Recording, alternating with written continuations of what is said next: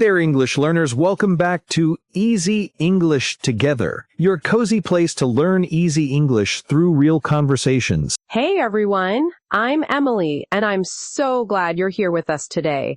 And I'm Mark. Okay, Emily, I have a question for you. Can I ask you something a little personal? Sure, Mark. What's up? So, last week, my friend asked me to lend him some money, a significant amount actually, and honestly, I didn't want to say yes, but I didn't know how to say no, so I just said yes anyway. Oh no. And how do you feel about it now? Honestly, I regret it. I've been thinking about it all week, and the worst part is I don't even know how to bring it up again. You know? Yeah, I totally understand. That's such an awkward situation, and I think a lot of our listeners have been there too, right? Exactly. So today's episode is for everyone who's ever wanted to say no but didn't know how, or needed to apologize but felt awkward, or had to tell someone they disagreed without ruining the relationship. You know what? I had a similar situation last month. My coworker asked me to help with a project, but I was already overloaded with work. I said yes because I didn't want to seem unhelpful, but then I was stressed out for 2 weeks. See, this happens to all of us, and that's why we're talking about this today. How to handle difficult conversations in English without sounding rude. Yes, because saying the right thing in the right way can make a huge difference. It can save relationships, reduce stress, and help you feel more confident. Absolutely. And in this episode, we're going to learn exactly that. We'll cover how to say no politely, how to apologize sincerely, how to disagree without fighting, and how to give advice without sounding bossy. And we'll also learn some really useful phrases and expressions that you can use in real conversations. That's right. This is a B2 level episode, so the English will be a bit richer, but we'll still speak clearly and explain new words along the way. So, if you're intermediate or above, you're going to get a lot out of this. And even if you're B1, don't worry. Just listen, enjoy, and you'll catch more the second time. Perfect. So, shall we get started? Let's do it. But first, a quick question for you in the comments. Have you ever wanted to say no, but didn't know how? Tell us your story. We love reading about your experiences. Yes, and if you enjoy today's episode, please like, subscribe, and share it with a friend who's learning English. It really helps us grow. All right, let's dive in. Okay, let's start with something we all struggle with. How to say no without sounding rude. Yeah, this is a big one. In English, we have so many ways to refuse something politely. It's all about the tone and the words you choose. Exactly, so let's break it down. First scenario, someone asks you to lend them money, like what happened to me. Right, so what should I say? Well, here's a good approach. Start by appreciating the offer, then explain briefly why you can't, and end on a positive note. Can you give us an example? Sure. Try this. Hey, thanks so much for thinking of me. I really appreciate you asking, but unfortunately I'm not able to lend you money right now. I hope you understand. Oh, that's good. It sounds so much better than just saying, no, I can't. Totally. Let's try another one. What if a friend invites you to a party, but you don't want to go? Thanks for the invite, but I can't make it this time. That's okay, but we can make it even better. Try this. Oh, thank you so much for inviting me. I'd love to come, but I already have plans this weekend. Maybe next time? Let's definitely do something soon. Hey, nice. That sounds friendly and clear. Yes. Now, here's a key phrase for you. I appreciate the offer, but this is like magic. It shows you're grateful, but you're still saying no. I love that. Let me write that down. Another useful phrase is, I wish I could, but this is great for more formal situations. Can you use it in a sentence? Of course, I wish I could help you with that project, but I'm already at full capacity this week. Got it. Now, what if I need more time to think? Like, I'm interested, but I'm not sure yet? Great question. You can say, that sounds interesting. Let me think about it and get back to you. This gives you time without saying yes or no immediately. That's really helpful. And what about when I really need to say no? Like a firm no? Then be clear but kind. I understand, but I don't think that's going to work for me. Or, I appreciate your honesty, but I have to decline. Okay, one more scenario. What if someone keeps asking? Like, they don't take no for an answer? The persistent person. In that case, you need to be a bit more direct. I've thought about it, and my answer is still no. I hope you can respect that. That's clear. And it's okay to be firm sometimes, right? Absolutely. Remember, saying no doesn't make you a bad person. It makes you someone who knows their limits, and that's actually healthy. I love that. Okay, let's quickly recap what we learned today. Good idea. First phrase. I appreciate the offer, but use this when someone asks you to do something. Second, I wish I could, but more formal, great for work situations. Third, when you need time, say, let me think about it and get back to you. And finally, my answer is no, when you need to be firm. Perfect. So practice these and you'll never struggle with saying no again. Exactly. Now, what about when you've already made a mistake and need to apologize? That's our next topic. All right, let's talk about apologizing. We've all done it. We've all messed up sometimes. But how do you apologize in English sincerely? Yeah, because saying sorry over and over doesn't always help, right? Exactly. It's not just about the words. It's about how you say it and what you offer to fix the situation. So let's break it down. What are the different levels of apology? Great question. Let's start with casual situations. Like small mistakes. You spilled a little coffee or you forgot someone's name. Okay, what do I say then? Simple. Oops, my bad. Or sorry about that. These are light and casual. You don't need to make a big deal. Got it. What about slightly more serious? Like, I was late to meet a friend. Then you can say, I'm so sorry I'm late. That was rude of me. Or, I really apologize for being late. I hope you weren't waiting too long. I see. Now, what if it's really serious? Like, I broke something valuable or I hurt someone's feelings. Then you need a sincere apology. Here's a good structure. First, acknowledge what you did. Second, take responsibility. Third, offer a solution. Can you show us an example? Sure. Let's say you broke your friend's phone. You could say, hey, I have to tell you something. I accidentally dropped your phone and the screen is cracked. I take full responsibility. I will pay for the repair. Is there anything else I can do to make it up to you?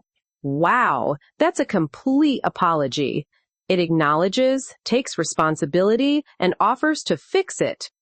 Yes, that's what a real apology looks like. Now, here's another important phrase. I sincerely apologize for. This is more formal. When would I use that? In professional situations, like at work or with someone you don't know well, I sincerely apologize for the inconvenience caused. Good to know. Now, what about when someone is really angry? How do I calm them down? First, let them express their feelings. Then acknowledge their emotion. Say something like, I completely understand why you're upset. You have every right to feel this way. Then what? Then apologize and offer a solution. I'm truly sorry. What can I do to make this right? That's powerful. Okay, one more scenario. What if I need to apologize, but I wasn't entirely wrong? Like, we both made mistakes? That's a tricky one. You can still apologize for your part. Say something like, I want to apologize for my part in this. I could have handled it better, and I'm sorry for that.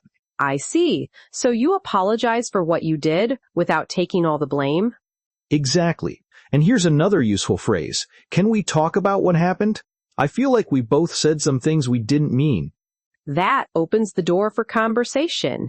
Yes. Now, let's talk about something important. Never say, sorry, but as an excuse, like, sorry, but I was busy. That doesn't sound sincere. Right. Just say, I apologize, or I'm sorry, without the but. Perfect. So to recap, Casual, oops, my bad, or sorry about that. medium, I'm so sorry, that was wrong of me. Serious, I sincerely apologize. I'll make this right. And always offer a solution. That's how you rebuild trust. Great. Now, what about when you disagree with someone? That's next. Okay, let's talk about something that can be really tricky. Disagreeing with someone. In English, you can disagree without starting a fight. It's all about the words you choose. Yes, this is so important. If you disagree too harshly, you might hurt the relationship. But if you're too soft, people might not understand your real opinion. Exactly. So let's learn how to disagree politely but clearly. What's the first tip? Start by finding something you agree with. This is called partial agreement. You agree with part of what they said, then add your different opinion. Can you give us an example? Sure.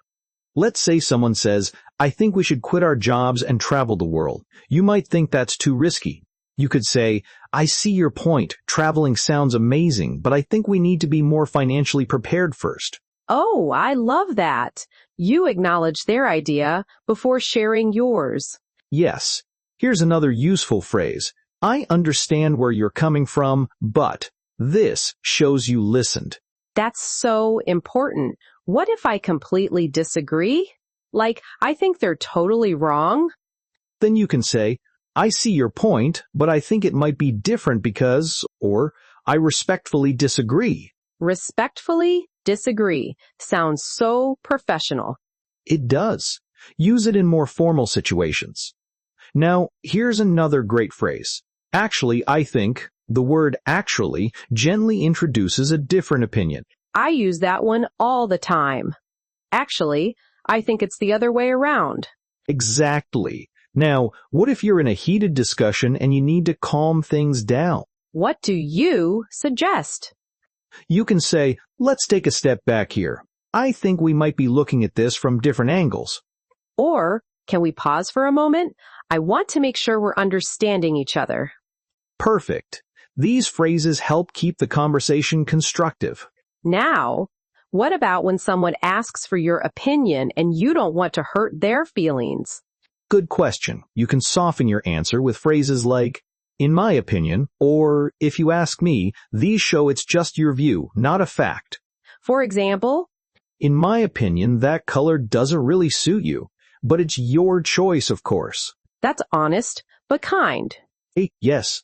Now, here's something important to remember. In English, we often don't say you're wrong directly. We say something like, I'm not sure I see it that way. Or, I might see it differently. Exactly. It's softer and less aggressive. Okay, one more scenario.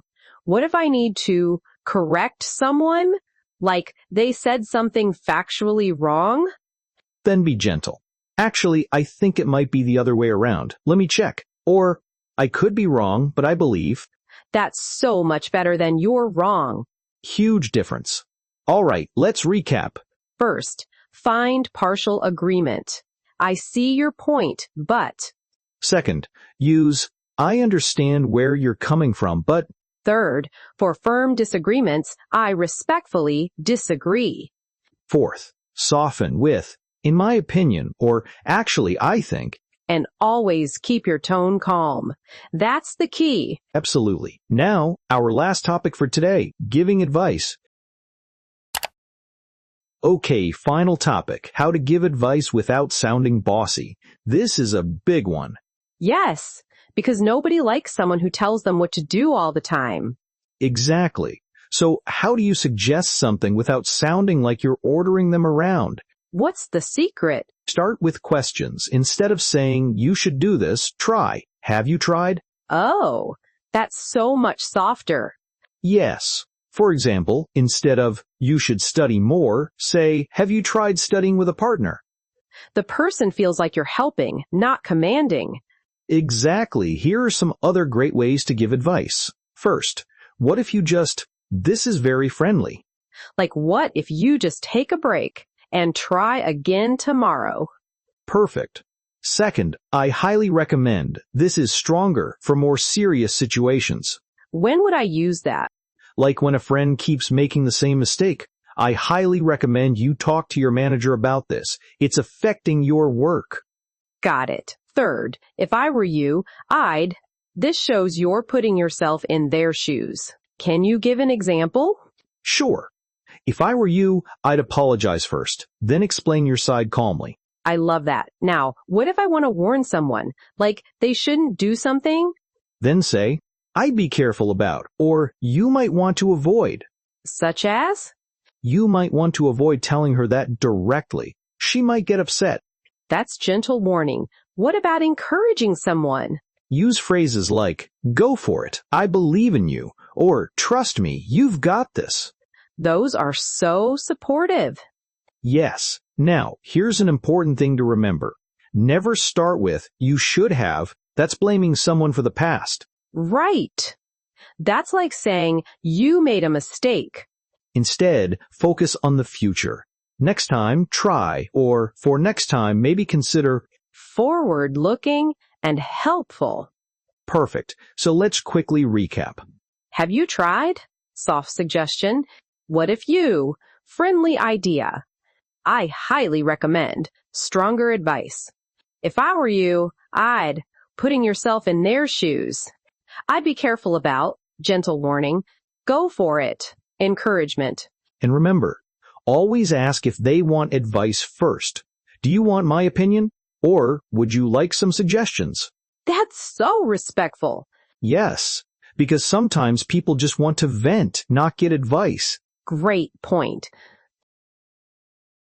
All right, it's time for our language takeaways. Let's review all the useful phrases we learned today. Yes. We covered so much. Let me write these down. Let's start with section 1, saying no politely.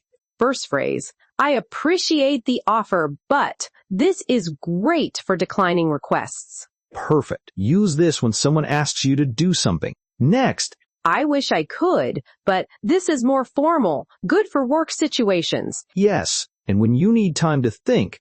Let me think about it and get back to you. This gives you breathing room. Exactly. And for a firm but kind, no. I've thought about it, and my answer is still no. I hope you can respect that. Great. Now let's move to section 2, apologizing. Casual situations, oops, my bad, or sorry about that. Light and simple. For medium situations, I'm so sorry. That was wrong of me. Or, I really apologize for being late. and for serious situations. I sincerely apologize. I'll make this right, and always offer a solution. Yes. Now section 3, disagreeing politely. Start with partial agreement. I see your point, but... Or, I understand where you're coming from, but... For firm disagreement, I respectfully disagree.